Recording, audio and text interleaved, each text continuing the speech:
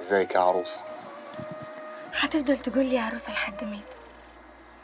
دي بنت انا جربت تتجوز. انت مفيش في راسك غير الجواز. انت بتقولي تتعلم، هتروح الجامعة، تحضر دكتوراه، تسافر بلاد بره. طول ما احسك في الدنيا هنحقق كل اللي بنحلم بيه. تعرف يا مناع، ساعات اصحى من النوم اقعد اجرس في نفسي عشان اصدق انك شاري واني في بيتك وفي حماية.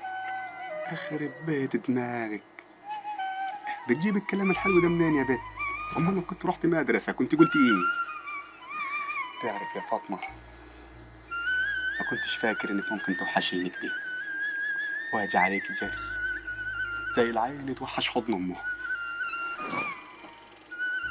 انت يا فاطمة، فاطمة انت يا بت، يخرب بيت ابو اللي جا يا تغريد. نعم يا بوي. تعالي يا بت شوف امك. يا مري يا سخط تاني. يعني مناع عاود الناجع من تاني؟ يا مرحبا يا مرحبا. وكان مين معاه هاد؟ ناجي ومرة، وبينها مش غريبة لأنها كانت راكبة مع مناع على حمار واحد. تبقى نسمة أخته.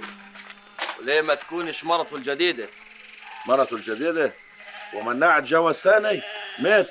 أولاني يا عمي معاه منها ذكرين، وصاني ما أجيب السيرة لحد. أنا شفت مرته حاجة خواجاية خالص. ريحت قلبي يا ولد أخوي بالكلمتين دول. بكده إحنا ضمننا إن مناع ملوش قعاد تاني في النازع، هي هملنا خالص.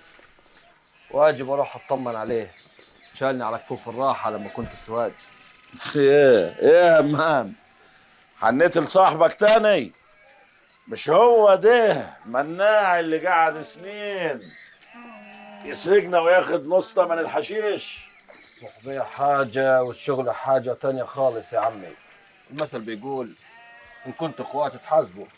طب خلي بالك يا ولد اخوي، لان مناع اكيد جاي يفتش على فلوس ابوه اللي اتسرقت. زيارتنا ليه أكبر دليل على براءتنا. كيف نكون سارقين ونروح نزوره؟ ولا اركبي نعملها سلمان، روح دور على زرزور، ولما تلاقيه قول له إن أنا جاي أطمن على مناع بعد المغرب، أنا وعم دياب. حاضر حاضر يا كبير. لما أروح أجيب الهدايا اللي شيحها معايا لأبوه وأمه لا يقول طمعنا فيهم.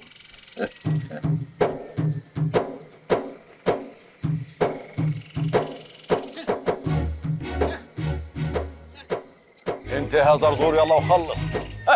لقيت حاجة؟ لسه. ايه الحكايه ما تقولوا لي؟ اصبر يا عمي وهتعرف كل حاجة. اصبر يا مغاوري، في ناس دافنين حاجة هنا بندوروا عليها وعايزين نعرفوا هي ايه. اللفه. هدي ده شيخ شهيد. اقفل خشبك يا عايشه وخش جوه. فين يا زرزور اللفة دي فيها ايه؟ بسم الله الرحمن الرحيم. ده يمين بالله دي فلوسنا يا مناع، متعلمة بخط يدي وخط يد ابوك اهو. ما يجوش 50 60 ألف جنيه. امال فين الفلوس الباقية؟ اسأل مغاوري وهو يقول لك. عيب يا ناجي، عيب تقول عليا كلمه زي دي. انا من ميته مشيت في الناقص يا راجل. شال ولدك شاهين اهو واخته شاهدة عليه، عايز ايه تاني؟ عايز ايه؟ يا عم ناجي ده دليل البراءة مش اتهام، استهدوا بالله. لا كناش يظن فيا الظن اللي عفش ده. دي وحدها تحرم لساني يخاطب لسانه العمر كله. ما تتصعدش كده، احنا طلعنا نفتش على الفلوس في السر، لكن وعزة جلالة الله وحق رقدة اخوي في المستشفى الموضوع ده ما هيعدي على خير حتى لو طارت فيه رقاب. يا عم ناجي قلنا استهدوا بالله، ده ملعوب قلت لك. تعالوا على جوه هنتكلموا بالعقل. احلف بالله وبالمصحف ان عم غاوري وعياله ما يعملوهاش ابدا. كتر خيرك يا ولد اخوي، وربنا يعلم ان انا وعيالي ما نعرف حاجه عن التهمه الباطله دي. كيف اعمل كده وانا ولد عمكم وبت في بيتكم؟ كيف اعمل كده؟ ما هي حاجة تطير العقل. او من ميتة يعني دياب بيجي هنا من اساسه عشان يشوف شاهين بيدفن الفلوس وما الفلوس. الحاج دياب قال ان دي حاجة ميتة او سقط مولود، لكن همام هو اللي خمن انها تكون فلوس الكبير. عم ناجي شوف الكتوبه اللي على الفلوس دي.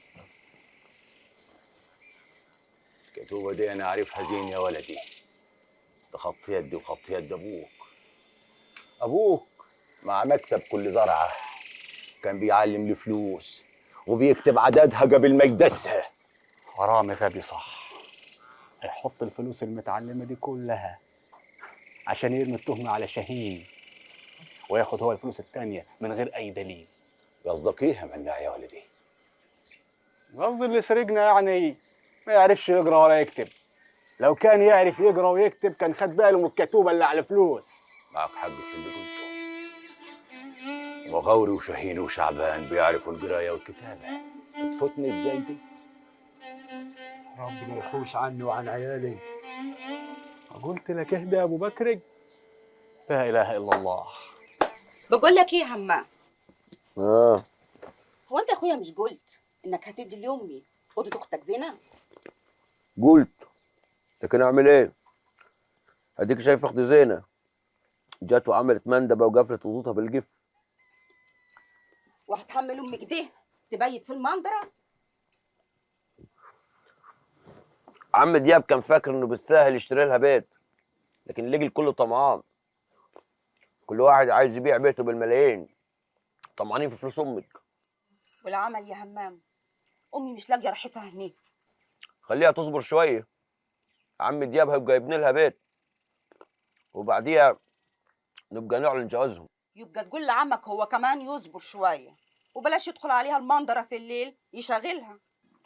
يا سلام، ما هو كان بيروح لها بيتها وكان بترحب بيه. كان بيروح يشرب الشاي ويروح لحاله، لكن هنا هو مزودها شويه، ومن اول ما وافقت انت على الجواز وهو سايق فيها. امك اللي بتشتكي دي هي اللي بتقعد تتلعبن كده قدام امي وقدام رجايه وعايزه تشعل البيت حريقه. امي يا عيني عليك يا يما، دي متحملاهم بالعافيه وهما الاتنين مش طايقينها في البيت. خلاص فضيها سيره، اخلص بس من المشكله اللي عندي واريحهم باذن الله. قومي اعملي لي كوبايه شاي قومي. انت متاكد يا زرزور ان كانوا همام ودياب؟ ويمين الله متأكد زي ما عيني في راسي بالظبط. وكانوا بيعملوا ايه دول عند جبل العين؟ وانا ايش دراني؟ كانوا بيتكلموا عن شعبان جوز عايشه والفلوس اللي لقيناها دلوك. يعني هم رايحين يتكلموا في الخلا وما خايفينش حد يسمعهم؟ مش فاهمك يا ولد اخوي، تقصد ايه بالظبط؟ قلبي حاسس ان هم قاصدين يسمعوا الواد زرزور عشان لما نلاقي فلوس التهمه تلبس عايشه وجوزها. هتوضح كلامك اكتر يا مناع. طالما همام كان بيتكلم في الحكايه دي مع دياب يبقى اكيد اتوالس مع عمه. همام ما يعرفش عن الامان غير اللي علمته له. احنا نروح ندور هناك. جبل العين فيه مغاره فيها جحور كتير. همام ما يعرفش مكان تاني يخبي فيه حاجه. يلا يا عمي. اسمع يا زرزور، انت هتحتاج ويانا عشان ترقب لنا الطريق. اهو لو لقيناها صح سيدي حسان حيطيب طوالي لما يعرف ان فلوسه رجعت. المهم نوصل هناك من غير ما حد يشوفنا ولا يحس بينا. ايوه هم يا يابا همام ودياب جايين يا سي مناع. اكده على غفله من غير استئذان. الولد الكابي كان قال لي بس انا نسيت. يبقى لازم استقبلهم واقعد وياهم. بقول لك يا عمي اتوكل على الله انت مع زرزور، وانا قلت لك على المطارح اللي ممكن يكون فيها الفلوس عند جبل العين. ما تعوليش هم. السلام عليكم. وعليكم السلام ورحمة الله وبركاته. ايه رايحين على فين؟ حبيبي وصاحبي كيفك يا ولد؟ الحمد لله يا مناع اخوي. ما تاخذنيش يا مناع اخوي، ما لحقتش اوصل هدايا لاهلك وناسك.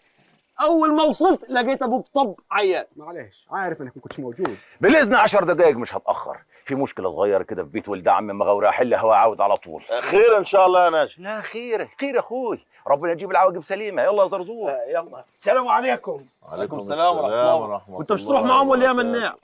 البركه في عم ناجي. اهلا وسهلا. تفضلوا تفضل يا عم دياب. تفضلوا. تفضل يا عمي تفضل. رب يا ساتر.